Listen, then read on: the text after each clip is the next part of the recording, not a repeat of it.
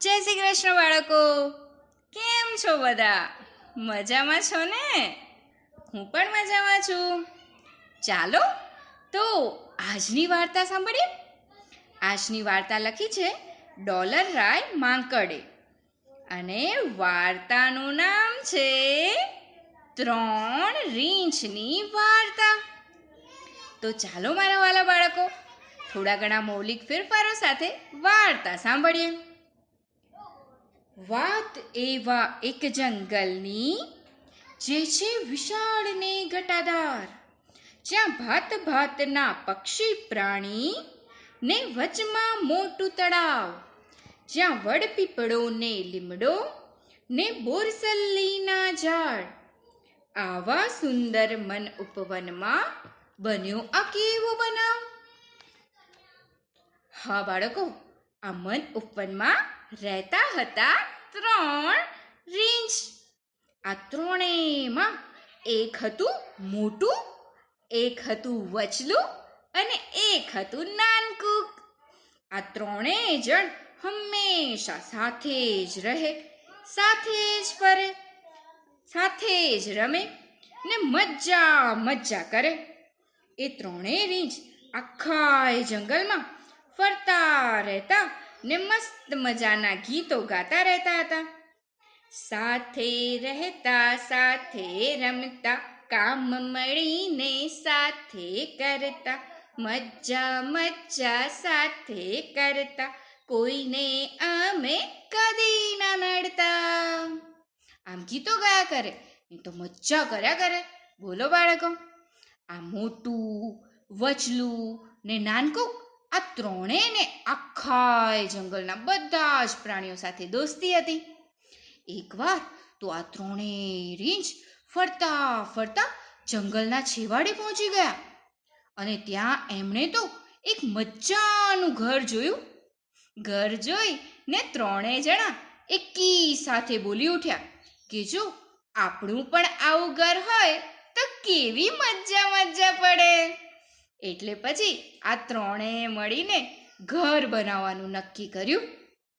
નાનકુક બોલ્યું, પણ ઘર બનાવવા તો આપણે લાકડા જોઈશે ને?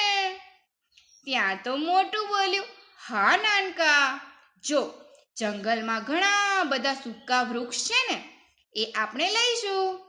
ત્યાં તો વચલું માટી લઈ આવ્યું ને પછી તો મોટું રીંછ કહે, સારું તો હું પાણા લઈ આવું છું. પછી તો આ મોટું રીંછ, વચલું ને નાનકુક ત્રણેય લાકડા, માટી ને પાણાનો ઉપયોગ કરીને મસ્ત મજાનું ઘર બનાવ્યું. તમને ખબર છે બાળકો, આ રીંછે કેવું ઘર બનાવ્યું હતું? એમણે બનાવેલા ઘરમાં તો 2 ઓરડા હતા બચ્ચાઓ. એમાં એકમાં રસોડું કર્યું ને એક ઓરડામાં 3 ખાટલા મૂક્યા. એક મોટો, બીજો વચલો ને ત્રીજો નાનકો. બીજા ઓરડામાં 3 ટેબલ મૂક્યા. એક મોટું, બીજું વચલું અને ત્રીજું નાનકું. આ ટેબલ પાસે એમણે તો 3 ખુરશી મૂકી. એક મોટી, બીજી વચલી અને ત્રીજી નાનકી. અને તમને ખબર છે બચ્ચાઓ, આ ટેબલ ઉપર તો 3 વાટકા પણ મૂક્યા હતા. એક મોટો, બીજો વચલો અને ત્રીજો નાનો. વાટકામાં 3 ચમચા મૂક્યા. એક મોટો, બીજો વચલો અને ત્રીજો નાનો. બોલો બાળકો, આવું સરસ રીતે ઘર સજાવ્યું હતું આ ત્રણેય રીંછોએ તો.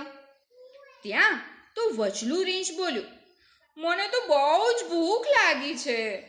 એટલે મોટું કે, તો ચાલો આપણે રસોઈ કરીએ. પછી તો ત્રણેય જણા રસોડામાં રસોઈ કરવા ગયા. ત્યાં તો નાનકુક બોલ્યું, મારે તો રાબ જ ખાવી છે.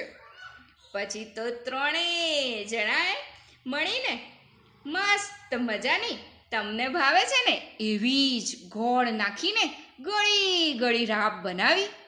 પછી તો રાબને વાટકામાં કાઢી ને વાટકા મૂક્યા ટેબલ ઉપર. મોટું કહે, રાબ તો બહુ જ ગરમ છે, ચાલો ને એ ઠંડી થાય ત્યાં સુધી થોડું ફરી આવીએ. ને પછી આવીને આપણે ખાશું. પછી તો આ મોટું, વચલું ને નાનકું ત્રણેય રીંછ જંગલમાં ટપ ટપ ટપ કરતા ફરવા ગયા. અને એ તો ગીતો ગાતા જાય ને ફરતા જાય. ખબર છે ને તમને તો કયું ગીત ગાતા હતા ત્રણેય જણા? સાથે રહેતા, સાથે રમતા, કામ મળીને સાથે કરતા, મજા મજા સાથે કરતા, કોઈને અમે કદી ના નડતા. એ ત્રણેય જણા તો મજાથી ફરતા હતા. અને આ બાજુ રીંછના ઘરની બાજુમાં એક બીજું ઘર હતું. આ ઘરમાં તમારા જેવી જ નાની નાની પ્યારી પ્યારી એક છોકરી રહેતી હતી. એને પણ ફરવાનું મન થયું એટલે એ પણ ફરવા નીકળી. ફરતા ફરતા એણે તો આ રીંછનું ઘર જોયું. એણે થયું કે ચાલો ને આજે તો રીંછબાઈ સાથે રમવા જઈએ ને મજા મજા કરીએ. પછી એ તો રીંછબાઈના ઘર આગળ જઈ ને કહેવા લાગી, રીંછબાઈ, રીંછબાઈ, બારણું ઉગાડો, રીંછબાઈ, બારણું ઉગાડો. પણ બારણું ઉગાડે કોણ? અંદર તો કોઈ હતું જ નહીં ને. ત્યાં તો પેલી છોકરીએ બારણાને થોડોક ધક્કો માર્યો ને બારણું તો ઉગડી ગયું તરત જ. એટલે છોકરી તો અંદર ગઈ ને જુએ તો પહેલા ઓરડામાં ખાટલા હતા ને ખાટલાના માથે ગાદલા હતા. ગાદલાના માથે ઓછાડ હતા ને ઓશિકા પણ હતા. ઓઢવાની ચાદર પણ હતી બાળકો. ખાટલા જોઈ ને છોકરીને તો ખાટલા ઉપર ચડવાનું મન થયું. તમને પણ થાય છે ને? બસ એમ જ.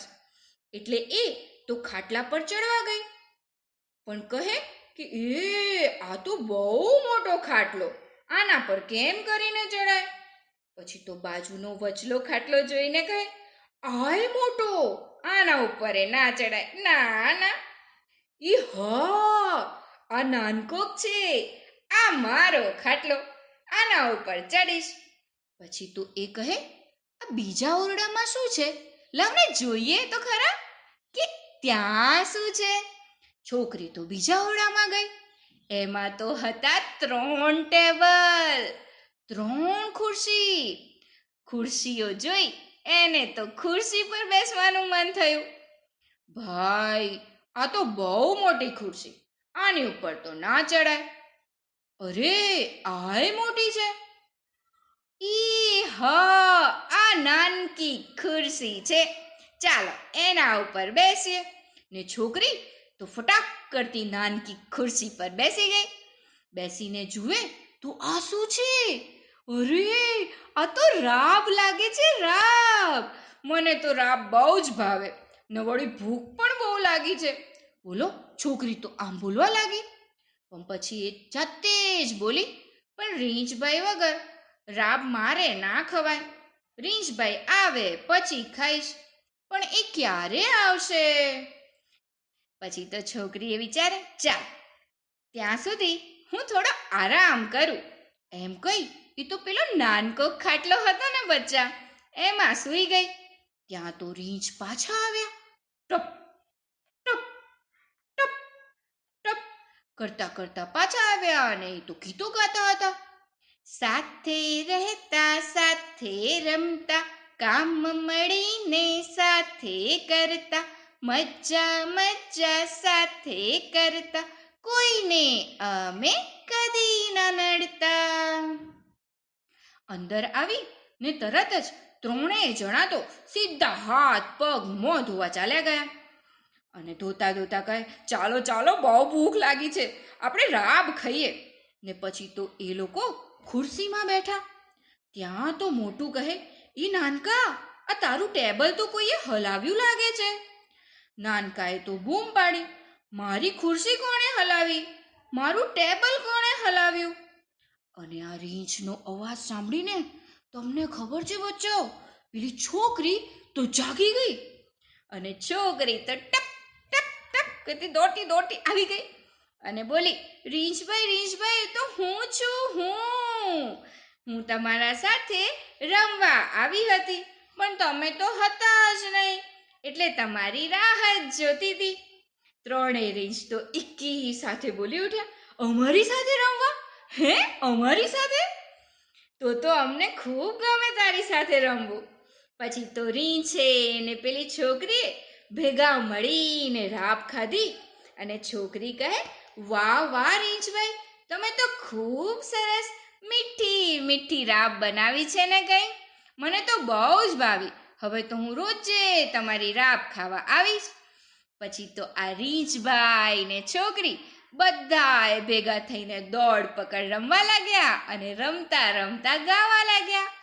સાથે રહેતા સાથે રમતા, કામ મળીને સાથે કરતા, મજા મજા સાથે કરતા, કોઈને અમે કદી ન નડતા, કોઈને અમે કદી ન નડતા. પછી તો જ્યારે આ ત્રણેય જણાએ બહુ જ બધું રમી લીધું ને, પછી તો આ છોકરી ને રીંછ પોતપોતાના ઘરે જઈને હાલા કરી ગયા ને પછી તો ખાધું પીધું ને મજા કરી.